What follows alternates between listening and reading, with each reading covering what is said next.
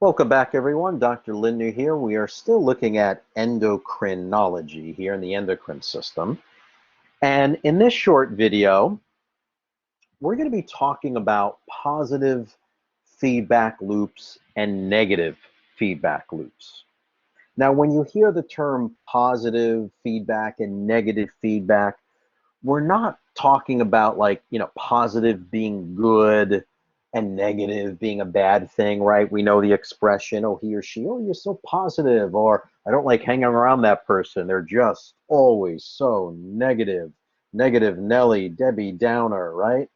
That's not what we're talking about here. When we talk about positive feedback loops and negative feedback loops, we'll give you a few examples of that.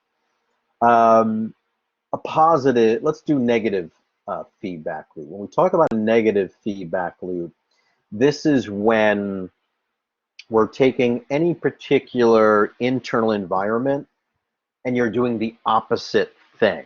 Meaning, if someone is eating a meal and they drink a soda, and with that soda they have pasta and French fries, and they dip their French fries in ketchup. Everything is like, carbohydrate, carbohydrate, carbohydrate. The blood sugar becomes really, really high. Your body has to find a way of reducing that amount of glucose because glucose in high concentrations is very toxic. It's toxic to the eyes, it's toxic to the neurons, the brain, the arterial system, the kidneys. It's really dangerous. So we have negative feedback loops to change that. If your body temperature is too hot, you start perspiring to cool it off.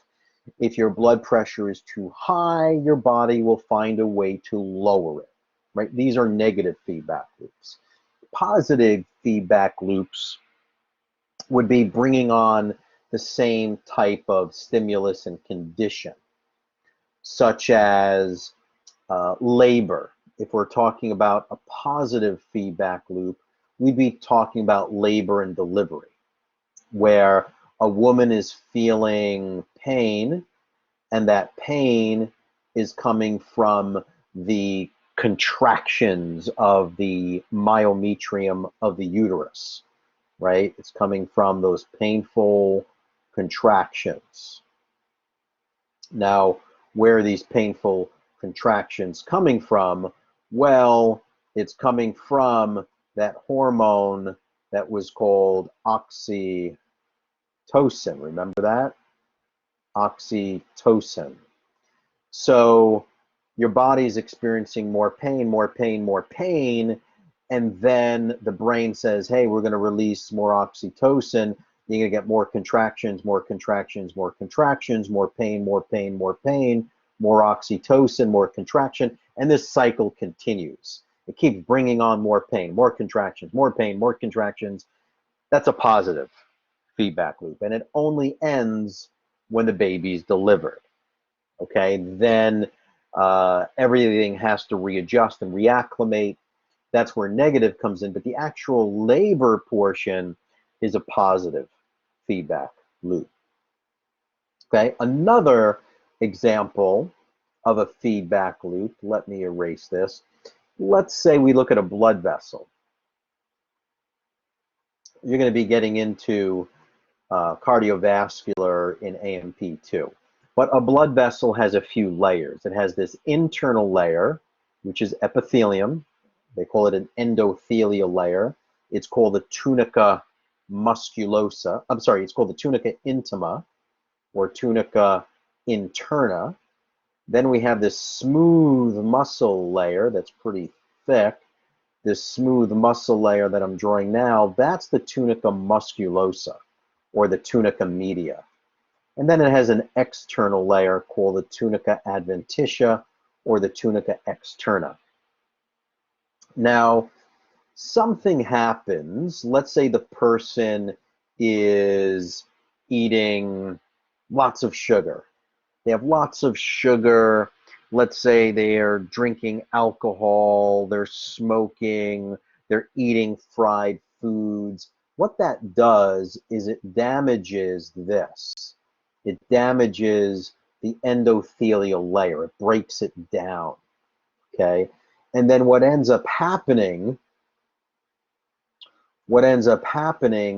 when you break away that internal layer is this layer, that tunica media or musculosa, starts to invade, and it works its way in to that lumen, okay, into that lumen. Now remember, that lumen should have been, let's change the color here, let's make it blue.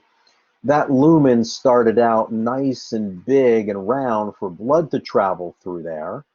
And now we look at it and it's kind of jagged. It's like this. So now blood was supposed to be traveling through this entire lumen.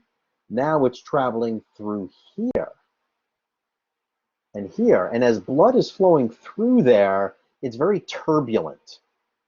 And when the body senses turbulent blood flow, it thinks you got stabbed or shot. And if you got stabbed and shot, you're losing blood. So the body is going to start to lay down this called fibrin. It's going to lay down fibrin and lay down fibrin to try and clot you, but it's not enough.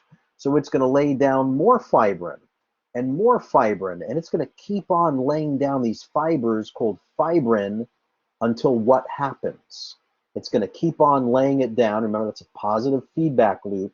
It's going to keep on laying down fibrin, fibrin, fibrin until it clots. Now, if this is a clotted blood vessel that's going to a brain, you get a stroke. If it's a clotted blood vessel going to the heart, we call it an MI, a myocardial infarct or infarction, or a heart attack. Okay, most feedback loops of the body are negative feedback loops. Those are most of them. Very few, as an example that I gave you, like labor, that's a positive feedback loop. And here is an example of a positive feedback loop that could kill someone. And this happens all the time to people, okay? When we come back, we'll get into the thyroid and parathyroid glands.